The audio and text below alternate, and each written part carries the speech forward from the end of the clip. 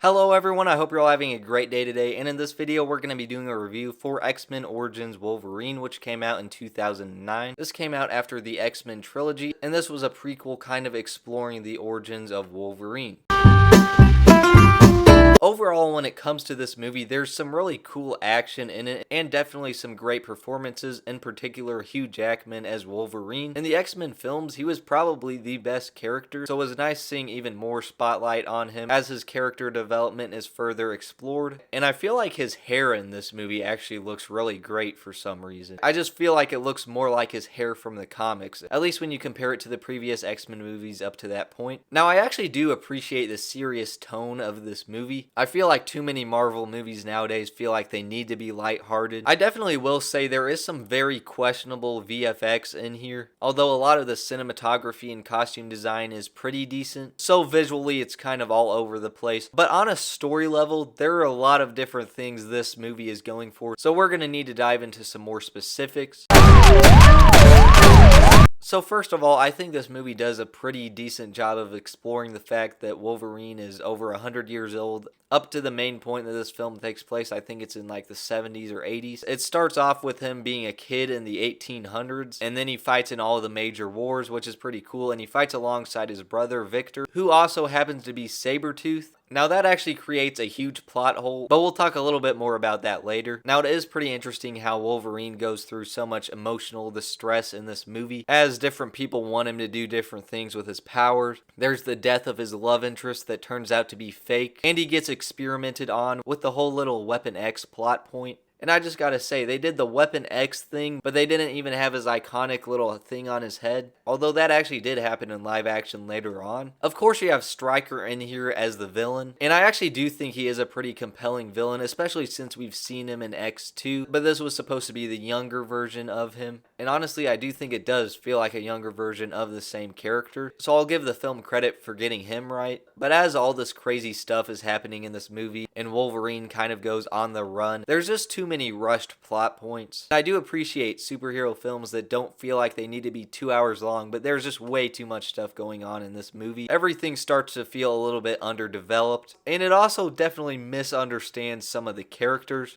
There's some different mutants in here, like the big blob guy that Wolverine has a boxing match with, which I think is a funny sequence overall. And of course, Gambit is in this movie. And I'll just say, I don't think he was done as dirty as some of the other characters in this film. But weirdly enough, he actually did appear again in live action, but that was a very different version. And I do appreciate how the film does try to connect to the other X-Men movies, but it does kind of create some plot holes. I feel like maybe not all the writers watched the X-Men trilogy and really knew what was supposed to go on in this movie in order for there to not be plot holes. I mentioned the fact earlier how Sabretooth and Wolverine fighting doesn't really make any sense because Sabretooth would have remembered Wolverine. And Wolverine actually does lose his memory in this movie because in the X-Men movies he didn't remember his past, so I mean that would only make sense. But the way they did it was so dumb because you would think Stryker would just erase his memory at some point with like a memory erasing tool, but instead he just shoots Wolverine in the head enough times to make him lose his memory. How did he know that would actually work? And Wolverine got shot in the head in X2 and did not lose his memory at all. So I guess it just depends on the way you're shot, where you're shot, but there was no way Stryker actually knew all those details. Now, the most notable thing about this movie is that this was Deadpool's introduction into live action, and Ryan Reynolds actually played him in this movie. Now, in the comics, Deadpool was known as the Merc with the Mouth,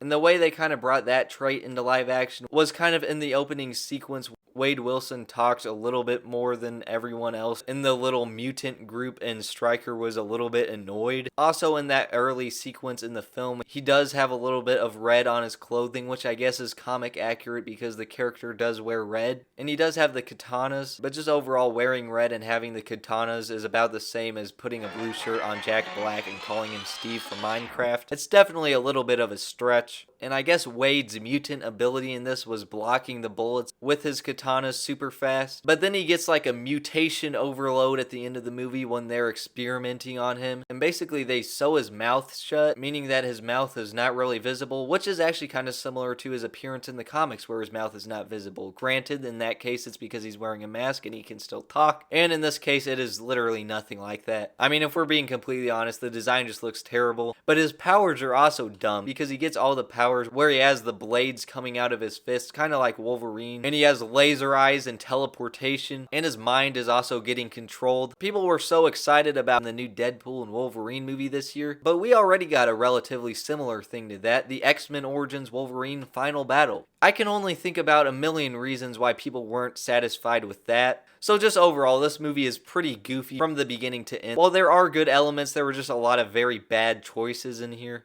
Not to mention, I felt no emotion at any point in this movie. And while it does kind of connect to some other X-Men movies, with them having Cyclops in there and the Professor X cameo and just all this other stuff, it does create some plot holes as well. Now I will say, I don't know if this is necessarily one of the top 10 worst comic book movies of all time, because there are some comic book movies that are just unwatchably bad, and this movie can be entertaining. So overall, on the quality scale of 0 to 100, we'll give it a 58%, and I would say if you're watching all the X-Men movies in the film series, you might as well check this one out. But otherwise, it's not really anything too crazy that you need to see. If you have seen it, let me know what you think about it in the comment section down below. As always, thank you guys so much for watching, and I will see you guys in the next